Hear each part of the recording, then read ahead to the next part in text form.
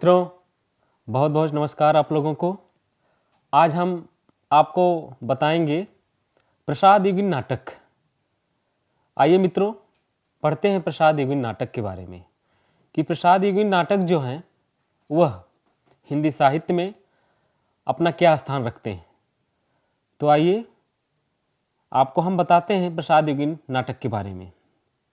प्रसाद युग का जन्म नाटक में कैसे शुरू होता है, प्रसाद का आगमन नाट्य रचना में कैसे होता है और नाटकों का जो एक गतिरोध है उसको प्रसाद जी कैसे अपने नाटकों के द्वारा या उनके जो युगीन नाटककार हैं वे क्या अपने नाटकों में बातों को लेके आते हैं और युग प्रवर्तक के रूप में प्रसाद के नाटक किस प्रकार काम करते हैं। और उन्होंने प्रसाद ने बेसिकली प्रसाद पे बात किया जाए तो कविता, नाटक, निबंध आज सभी क्षेत्रों में वे कैसे युग का प्रतिनिधित्व करते हैं। और जो प्रसाद युगीन नाटक हैं उनके आरंभिक स्वरूप क्या हैं या उनके जो आरंभिक स्वरूप हैं उनमें उन्होंने नाटकों का स्वरूप कैसा रचा। जैसे अगर कहा जाए तो प्रसाद के जो शुरुआती दौर के नाटक हैं उनका कैसा रूप था। जो उनका नाटक करुणालय, राजश्री, ये जो नाटक थे किस प्रकार उस भावभूमि को सिरज रहे थे और वे द्विवेदी युग के सीमा के अंतर्गत आते हैं कि नहीं आते हैं। प्रसाद के नाटकों का जो परंपरागत स्वरूप तथा प्रयोग हुए हैं वे नाट्य दृष्टि से कितने प्रमुखता के सामने उभर कर आते हैं। नाटक रचना का प्रारंभिक काल होने के कारण प्रसाद ने नाट्य कला का स्वरूप वह एक स्थिर रूप में नहीं, वह नाटक प्रसाद के नाटक या प्रसाद युगीन नाटक अपनी दिशा खोज रहे थे या ऐसा हो रहा था कि अपनी दिशा को खोजने का प्रयास कर रहे थे। यह दिशा प्रसाद के नाटक विशाख, अजातशत्रु, कामना, जन्मेजय का नागयज्ञ, स्कंदगुप्त, एक घूंट, चंद्रगुप्त और ध्रुवस्वामिनी में प्राप्त हुई। इन नाटकों में प्रसाद ने अपनी विलक्षणता और सूक्ष्म दृष्टि का परिचय दिया। और जो उनका नाटक है प्रायश्चित, वह हिंदी का प्रथम दुखांत मौलिक रूपक है। शिल्प विधान की दृष्टि से प्रसाद ने इसमें सर्वप्रथम पाश्चात्य नाट्य शिल्प को अपनाने का प्रयास किया है। अगर मैं ऐसा कह रहा हूं तो स्वाभाविक है कि प्रसाद के नाटक कहीं न कहीं उस पे पाश्चात्य शिल्पों का प्रभाव पड़ा है। सही अर्थों में राजश्री प्रसाद का एक ऐतिहासिक उत्कृष्ट नाटक है। विशाख जो प्रसाद का नाटक है वह पूर्ववर्ती और परवर्ती नाटकों में एक विभेदक रेखा है। मित्रों, यह नाटक जो मैं आपसे बताया यह विभेदक के रूप में किस प्रकार आता है, कैसे उनके पहले के नाटक और बाद के नाटक दोनों नाटकों में एक डिवाइड लाइन खींचता है और यह दिखाने का प्रयास करता है कि प्रसाद के जो पहले के नाटक हैं और जो बाद के नाटक हैं वह दोनों के सेतु का काम करता है। क्योंकि नाटक की अपनी एक दुनिया जो प्रसाद से पहले की थी वो अलग थी।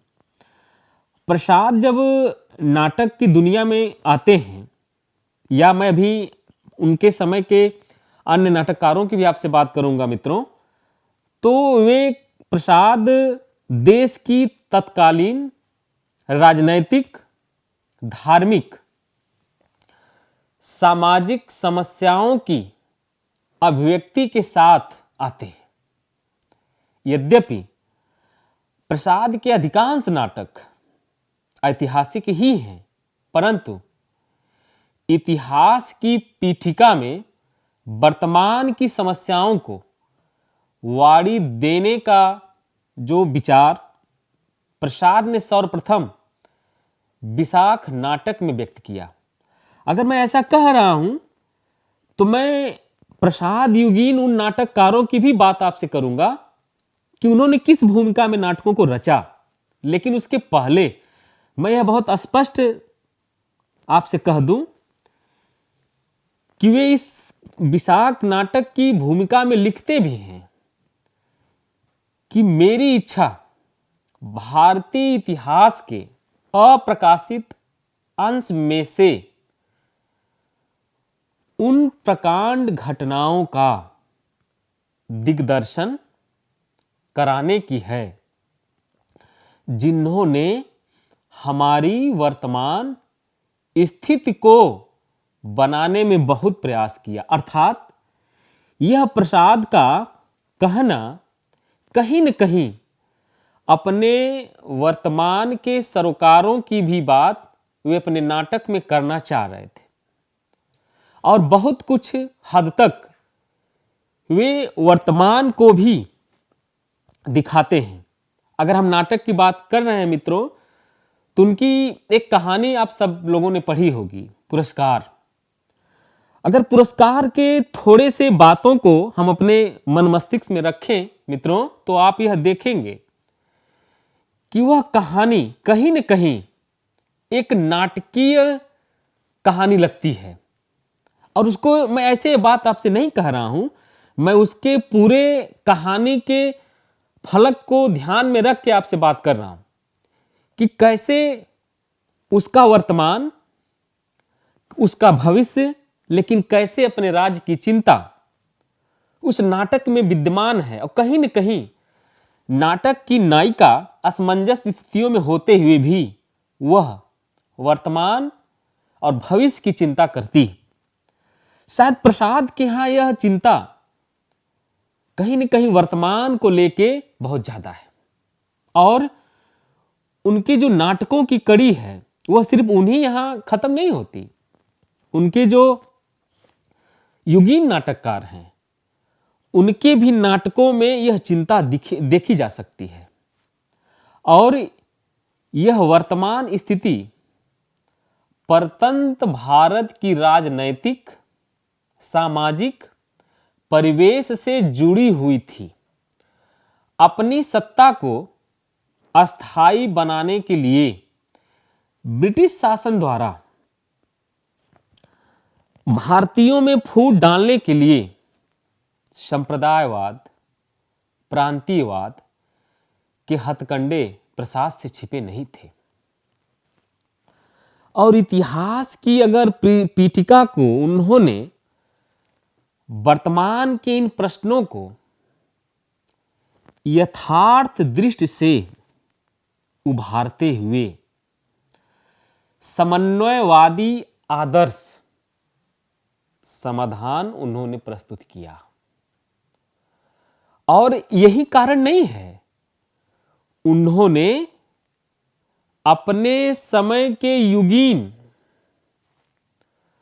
सांप्रदायिक प्रभावों को भी प्रसाद ने आत्मसात किया था।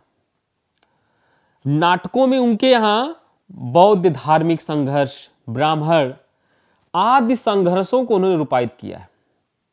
और जन्मेजय का नागयज्ञ नाटक आर्यों और नाग जात आदि के संघर्ष की पृष्ठभूमि में रखा है। अजात शत्रु में आर्य जनपदों का पारस्परिक संघर्ष परोक्ष रूप में उन्होंने रखा और युगीन सांप्रदायिक संघर्षों का प्रतिरूप उनके नाटकों में दिखाई देता है।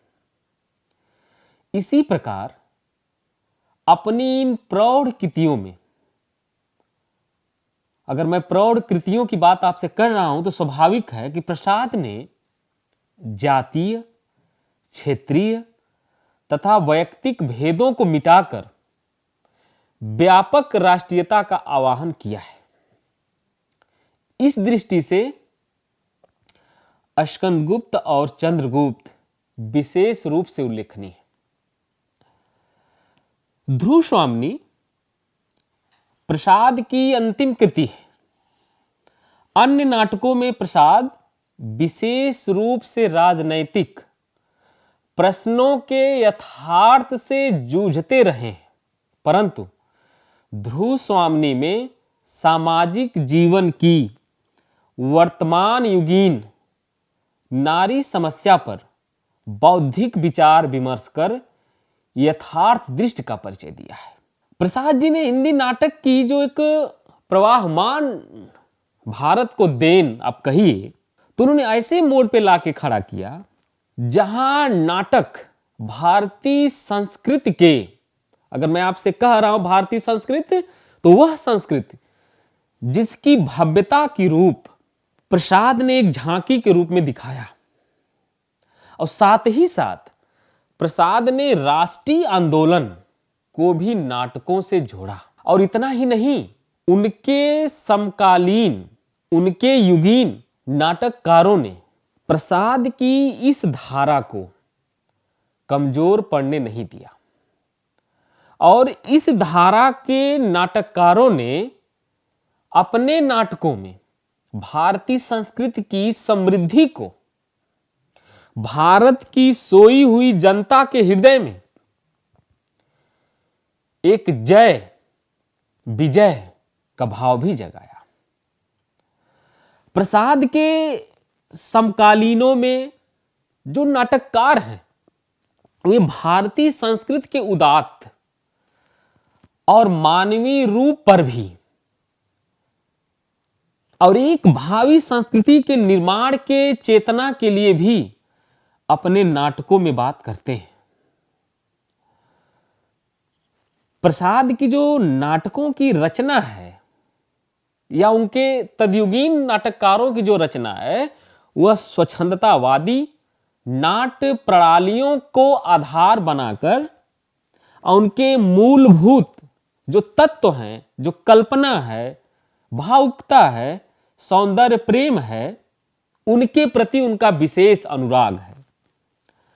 और अपने नाटकों में उनके युग के नाटककारों ने उच्च आदर्शों के प्रति मोह तथा शैली शिल्प की स्वच्छंदता आदि को भी ग्रहण किया है, किंतु ऐसे साहित्यिक नाटकों के अनुरूप उस समय रंगमंच हिंदी में नहीं था। इसलिए अन्य सभी दृष्टियों से सफल होते हुए भी प्रसाद के जो नाटक हैं या उनके युगीन जो नाटककारों के नाटक हैं, वे अभिनय की दृष्टि से, मैं आपसे भी बताया मित्रों एक बात कि जो रंगमंची कठिनाई है वह कठिनाई का दौर था, और इस प्रकार से उनके जो मंचन के लिए नाटक हैं उनको मंचीय रूप देने के लिए उस युग में कठिनाई को या कठिनाई के दंश से उस युग के नाटककार परेशान से नजर आते हैं। इसके पीछे देखना चाहिए कि जो प्रसाद युगीन नाटक की परिस्थितियां वो क्या थी। उस समय देश में राष्ट्रीय स्वतंत्रता आंदोलन विकसित हो रहा था, जिसके फलस्वरूप व्यापक राष्ट्रीय चेतना की लहर उस समय के साहित्य को प्रभावित कर रही थी। राष्ट्रीय चेतना के परिणाम स्वरूप इस काल के नाटकों में भारत के अतीत की खोज एवं वर्तमान समस्याओं एवं दुर्बलताओं से लड़ने का साहस प्रसाद युगीन नाटकों की प्रेरणा बनी। इस काल में पारसी थिएटर अपने चरम विकास पर था तथा अत्यंत लोकप्रिय भी था, इसलिए इस युग के नाटकों में पारसी थिएटर का प्रभाव देखा जा सकता है। इस युग के प्रमुख नाटककार जो हैं जयशंकर प्रसाद, आगा हस्त कश्मीरी, नारायण प्रसाद बेवाव, सुदर्शन, जीपी श्रीवास्तव इत्यादि नाटककार इस युग के प्रमुख नाटककार माने जाते हैं। जयशंकर प्रसाद के जो प्रमुख नाटक हैं कल्याणी, चंद्रगुप्त, करुणालय, अजात शत्रु, राजश्री, ध्रुव स्वामिनी, अस्कंदगुप्त, विशाख। और अगले जो नाटककार हैं आगा कश्मीरी के जो प्रमुख नाटक हैं सूरदास, इवस कुमार, सीता बनवास, और नारायण प्रसाद बेताब के जो प्रमुख नाटक हैं महाभारत, रामायण, कृष्ण सुदामा। सुदर्शन जो प्रमुख नाटककार हैं इस युग के, उनके नाटक हैं सिकंदर, धूप छां। प्रसाद युगीन अन्य नाटक और नाटककारों की जो भूमिका है, अब मैं उस पर आपसे बात करता हूं। आधुनिक हिंदी नाटक साहित्य के विकास में या प्रसाद युगीन नाटक के विकास में जयशंकर प्रसाद के बाद जो एक गौरवपूर्ण स्थान या महत्वपूर्ण स्थान आता है नाम, वह हरिकृष्ण प्रेमी का। हरिकृष्ण प्रेमी ने प्रसाद के बाद या प्रसाद युगीन नाटकों की परंपरा में प्रेमी ने अद्भुत नाटकों का सृजन किया। उनका जैसे नाटक है स्वर्ण विहान, रक्षाबंधन, पाताल विजय, प्रतिशोध, शिव साधना आदि उनके महत्वपूर्ण नाटक हैं। इनमें जो स्वर्ण विहान नाटक है वह गीत नाट्य है और जो शेष है वे गद्य नाटक है। उन्होंने प्रसाद के बाद जहां प्राचीन भारत का चित्रण किया जाता था, इसमें सत्य, प्रेम, अहिंसा, त्याग का संदेश दिया जाता था, वहीं प्रेमी ने मुस्लिम युगीन भारत को नाट्य विषय के रूप में ग्रहण करते हुए हिंदू मुस्लिम में एकता स्थापित करने का प्रयत्न किया। यह बहुत बड़ी देन है। उस समय हरिकृष्ण प्रेमी का यह जो कदम है, हिंदू मुस्लिम भाईचारा का नाटकों में उन्होंने एक प्रकार से उद्भव और उसके साथ साथ उन्होंने एक बड़ा संदेश देना चाहा कि कैसे देश के उत्थान, देश के सांगठनिक ढांचा को मजबूत करने के लिए उनके नाटक राष्ट्रीय भावना का संचार कर रहे थे। प्रेमी जी प्रसाद की परंपरा के अनुयायी हैं। यह भी ध्यान रखने की बात है कि प्रसाद की परंपरा को ग्रहण करते हैं, परंतु उन्होंने प्रसाद जी की भांति अपने नाटकों को साहित्यिक और पाठकों की दृष्टि से, रंगमंची दृष्टि से उसके अनुरूप बनाने का या रखने का प्रयास किया। साहित्यिकता और रंगमंचीयता का उन्होंने अपने नाटकों में समन्वय किया और उन्होंने धार्मिक, पौराणिक और ऐतिहासिक नाटकों की रचना अत्यधिक की। इन नाटकों में कलात्मक विकास विशेष रूप से नहीं था, किंतु युग की नवीन प्रवृत्तियां या युग की नवीन प्रवृत्तियों का उन्होंने समावेश किया। वे प्रभावित थे उससे और कई नाटककारों ने अपनी रचनाओं में नवीन दृष्टिकोण को तो अपनाया ही, उसमें उन्होंने धार्मिक, पौराणिक नाटकों का भी ध्यान रखा। उस युग के प्रमुख जो नाटककारों में एक ऐसी श्रृंखला देखी जा सकती है, उसमें अंबिका दत्त त्रिपाठी, रामचरित उपाध्याय, राम नरेश त्रिपाठी, सेठ गोविंदास आदि के नाम उल्लेखनीय है। प्रसाद युगीन नाटक इतिहासों का आधार लेकर अनेक महत्वपूर्ण रचनाओं का सृजन करते हैं और उन नाटकों का जो इतिहास है वह एक ऐतिहासिक या ऐतिहासिक साक्ष्य हमारे सामने प्रस्तुत करते हैं। वे युग पुनरुत्थान और नवजागरण वादी प्रवृत्तियों से अनुप्राणित थे। फलतः उनके यहां जन साधारण और गौरवपूर्ण इतिहास को उन्होंने महान सांस्कृतिक चेतना को देने का संदेश किया। और इन नाटककारों ने अपना कर्तव्य समझा।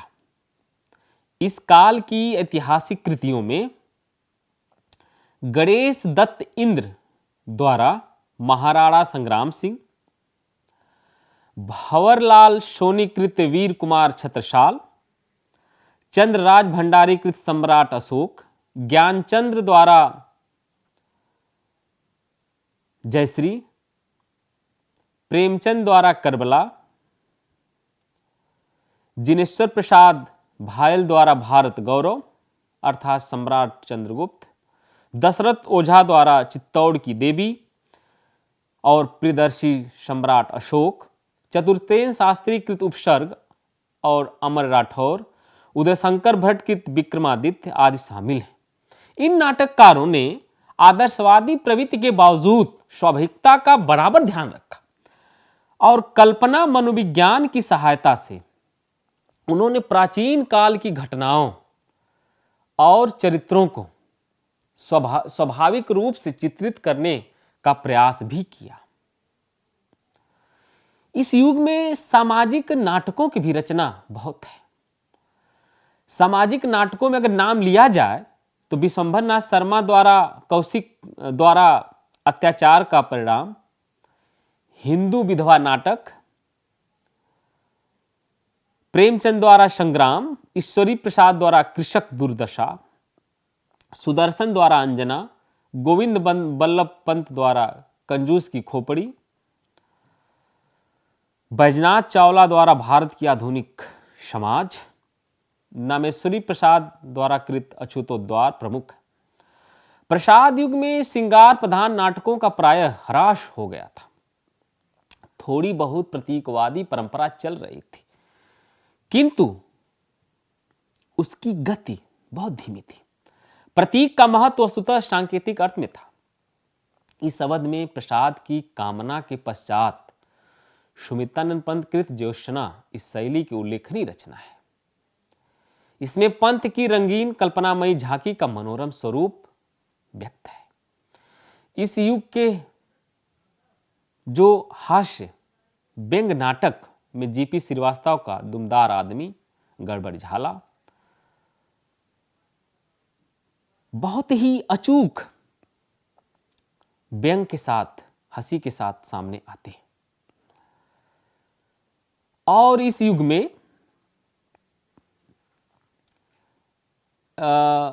में अगर देखा जाए तो गीत नाट्यों की भी रचना हुई है। इसमें प्रमुखतः मैथिली गुप्त का अनघ, हरकृष्ण प्रेमी स्वर्ण विहान, भगवती चरण वर्मा द्वारा तारा, उदयशंकर भट्ट का मत्स्यगंधा और विश्वामित्र।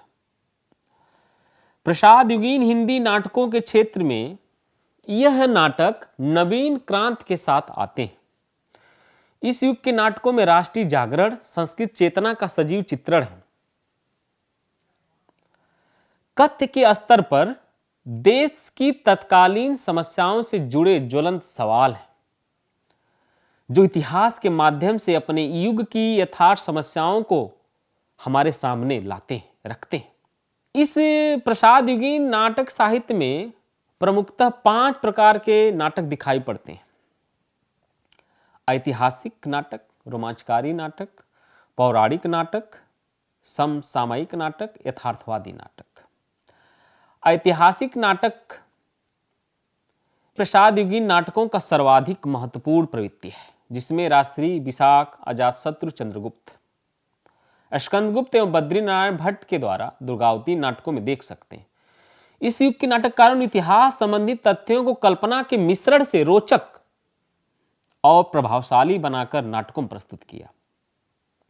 इतिहास के बीच उन्होंने नाटकों में प्रेम, सौंदर्य के मधुर चित्र खींचे।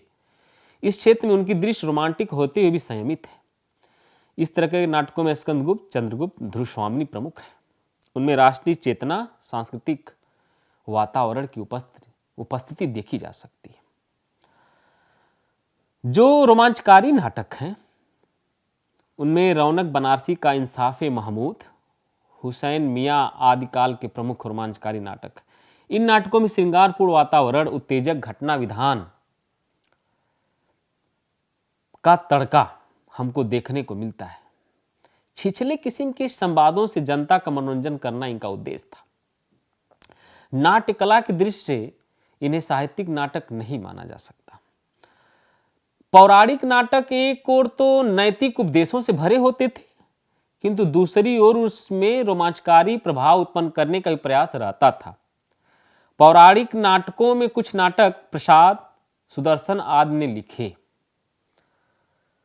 समसामयिक नाटक, इन नाटकों में समसामयिक समस्याओं को उठाया गया है, परंतु इसमें गंभीर विश्लेषण का अभाव है।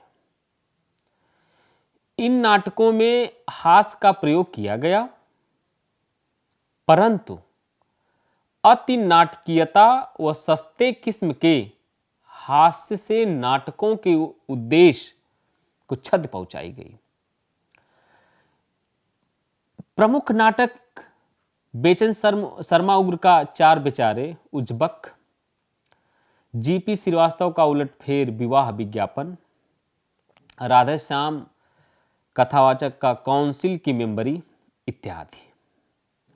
यथार्थवादी जो नाटक हैं, यथार्थवादी नाटकों की इस युग में नींव पड़ी, जिनमें मानव जीवन की विविध समस्याओं का यथार्थ चित्रण गंभीरता पूर्वक किया गया। इनमें प्रेमचंद का संग्राम नाटक उल्लेखनीय है। इस युग की जो डायलॉग योजना, संवाद योजना, वह प्रसाद के नाटकों के संवाद पात्रों और उनके चरित्र के जो उद्घाटक और कथानक को जो गतिशील देने वाले तत्व हैं, वे बहुत प्रमुखता के साथ आए। लेकिन संवाद योजना में अनेक स्थलों पर लंबे लंबे कथोपकथन आए हैं, और जब लंबे लंबे कथोपकथन आएंगे तो स्वाभाविक है कि वे जो प्रवाह है बोलने का, उनके यह लंबे लंबे वाक्य रुकावट पैदा करते हैं, और वो अत्यधिक जो संवाद, जो अत्यधिक एक कहा जाए कि जो प्रभावशाली होना चाहिए, वे संवाद प्रभावशाली नहीं हो पाते, क्योंकि वाक्य उसके बड़े बड़े हैं। छोटे छोटे वाक्यों में हम अपनी बातों को अधिक प्रभावशाली कह जाते हैं। यह इस युगीन नाटककारों में देखा जा सकता है कि वाक्य उनके बड़े बड़े हैं, लंबे लंबे हैं, जो प्रभाव डालते हैं संवाद पर। प्रसाद युगीन नाटकों की जो भाषा है बड़ी सशक्त है, किंतु कहीं कहीं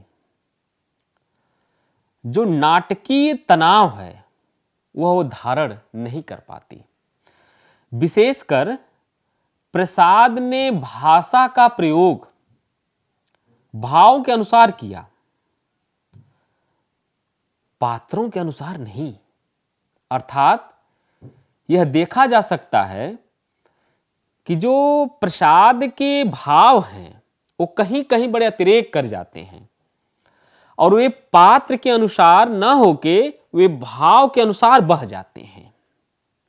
यह एक ऐसी लगता है प्रसाद के यहां कि कहना कुछ और चाहते हैं, लेकिन पात्रों से कहवा कुछ और रहे हैं। मित्रों, आप ये देख सकते हैं उनके नाटकों में भावों का अतिरेक है। उनके यहां कलात्मकता, अलंकारिकता, लाक्षणिकता के दर्शन होते हैं, यद्यपि कहीं कहीं उनकी भाषा भी बोझिल हो गई है। अगर मैं आपसे जब यह कह रहा हूं कि भाषा बोझिल हो गई है, तो यह मतलब नहीं कि भाषा समझ से परे है। भाषा में एक प्रकार का जो कहा जाए कि सरसता, प्रवाह, महत्व, जो प्रवाह उसमें होना चाहिए, प्रवाह की धारा होनी चाहिए, और रुकावट से लगती है।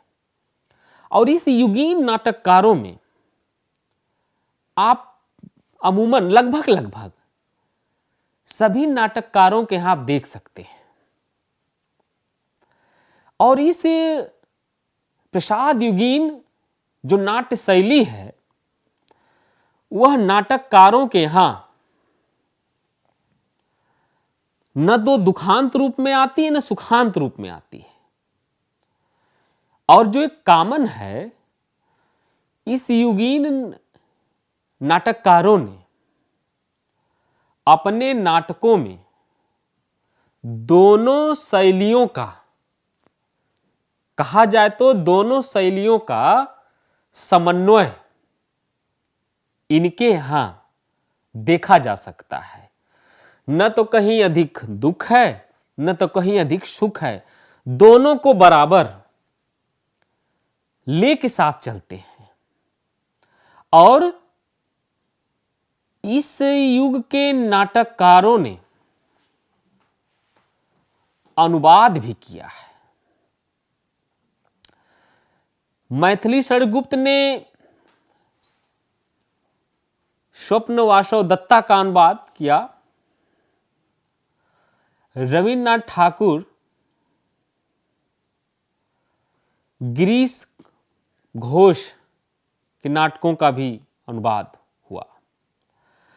कहने का तात्पर्य यह जो दौर है या जो दौर था प्रसाद युगीन नाटकों का, उसमें ऐतिहासिकता, राजनीतिक, अनेक प्रकार के नाटक सिरजे गए, रचे गए। और यह नाटक अपने समय से संवाद करते हैं। चाहे प्रसाद के नाटक हो, चाहे हरिकृष्ण प्रेमी हो, चाहे जेपी श्रीवास्तव, कोई भी हो, अपने समय से वे जूझ रहे थे, लड़ रहे थे।